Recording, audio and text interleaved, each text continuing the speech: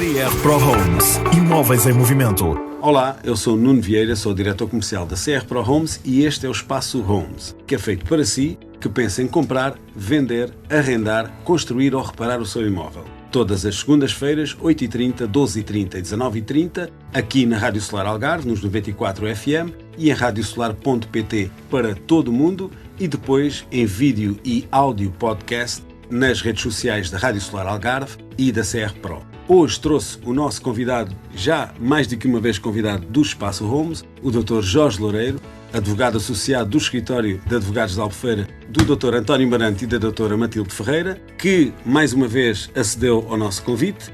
Dr. Jorge Loureiro, hoje o tema é aquisição e alienação da propriedade, um tema aparentemente simples, mas que tem muito que se lhe diga.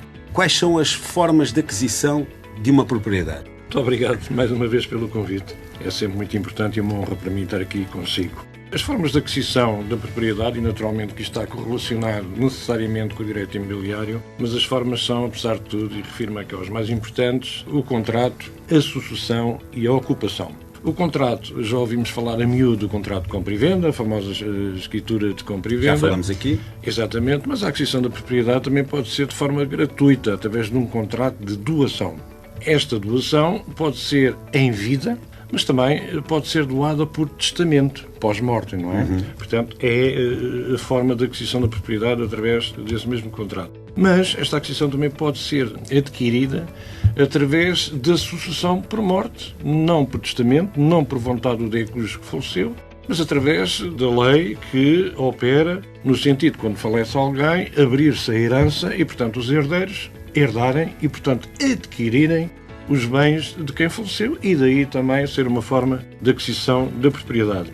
Há uma outra forma ainda que se aplica mais às coisas móveis, não obstante também se aplicar às imóveis. Estou-me a referir à ocupação. Há algum tempo se falava, agora nem tanto, da res nullius. A res nullius era a ocupação que as pessoas faziam em terras de ninguém.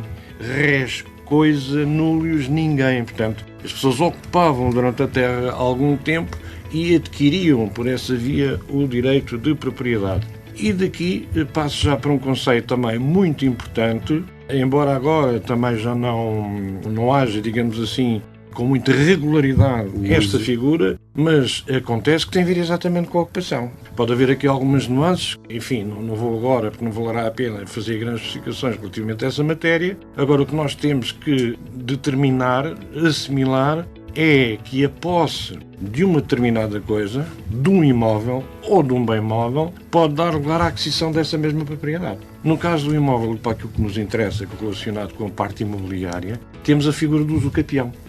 Quase todos já ouvimos falar do usucapião, que não é mais nem menos. Portanto, alguém que tem a posse do imóvel durante um determinado lapso de tempo.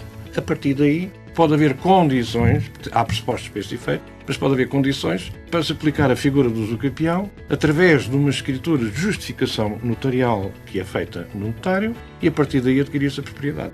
E quem tem legitimidade para vender a propriedade? Em primeira mão, o titular. Portanto, se eu não for titular do imóvel, naturalmente não posso aliená-lo, mas posso fazer outra coisa. E embora eu seja titular, posso, através da figura de representação, mandatar alguém por procuração que me possa representar na alienação do mesmo. E poderá ser determinada, em alguns casos, a incapacidade para venda de um imóvel? A incapacidade é uma questão muito importante, porque a incapacidade pode ser limitativa relativamente à aquisição ou alienação do imóvel. Desde logo dou-lhe o exemplo do menor. É menor aquele que tem idade inferior a 18 anos, a não ser que seja emancipado pelo casamento aos 16, mas antes não. Bom, mas se for aos 16 é uma coisa extraordinária que a lei diz. Ou seja, a lei equipara a emancipação à maioridade, mas ele, como é menor aos 16 anos, tem que ter autorização para casar dos pais. Mas casando, adquire a maioridade por emancipação. Isto para dizer o quê? Porque um menor, sendo menor, é um incapaz em resultado da sua idade. Como antigamente havia, eu estou a dizer antigamente porque agora o que existe é a figura do maior acompanhado, mas antigamente haviam pessoas que tinham algumas limitações, enfim, se fosse por deficiência, incapacidade mental, por gastos excessivos, por má gestão do património, e portanto as pessoas podiam ser interditas ou inabilitadas, digamos assim, para para a gestão e administração dos seus bens. Portanto, tinham que ter um curador ou um tutor que os representasse. Portanto, estas duas figuras foram substituídas pela figura do maior emancipado, mas não deixa de ser também uma incapacidade. Isto porque tanto o menor, em razão da idade, como o maior acompanhado, em razão de uma limitação, seja física ou mental, ou até de incumprimento das regras sociais que não lhe permita a boa gestão dos seus bens, terá necessariamente que ser representado por alguém. Isso leva-me a uma pergunta sobre menores.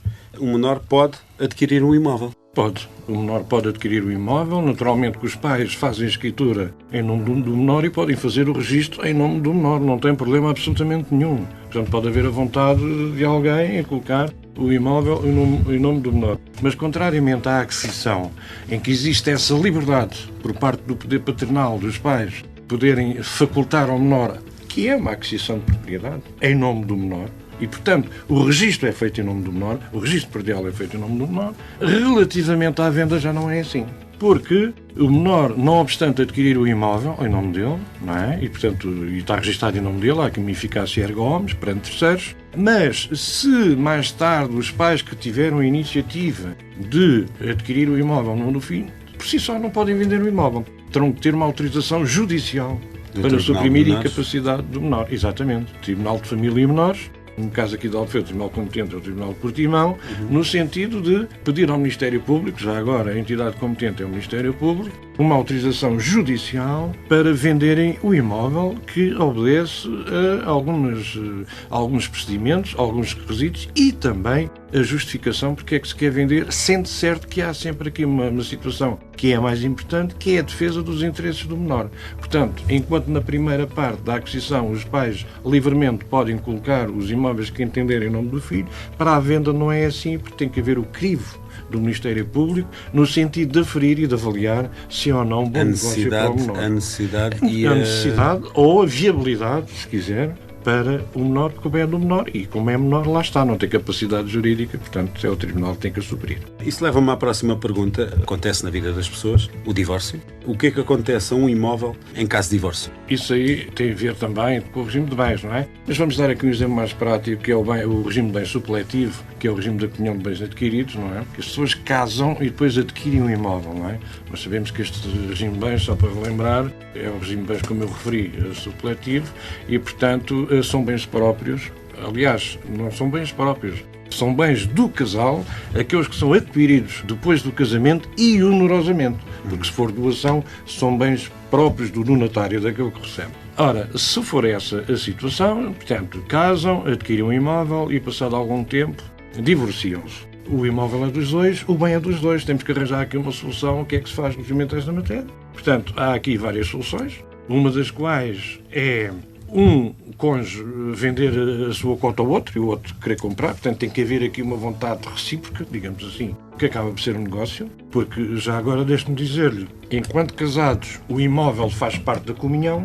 Depois de dissolvido o casamento através de divórcio, a comunhão deixa de existir e passa a haver compropriedade. Para todos os efeitos, eles são divorciados e são dois terceiros. Portanto, cada um vai ter 50% de cota do imóvel, portanto, são comproprietários. Ora, são comproprietários de uma coisa indivisa, que efetivamente não é indivisa, portanto, têm 50% desse mesmo imóvel. Como é que se faz essa solução que eu apresentei? Um dos cônjuges adquirir a cota do outro, ou então rentabilizar o imóvel através do arrendamento e dividir depois os dividendos e as receitas pelos dois, ou se efetivamente não quiserem ficar com o imóvel, só tem uma coisa a fazer, que é intentar uma ação.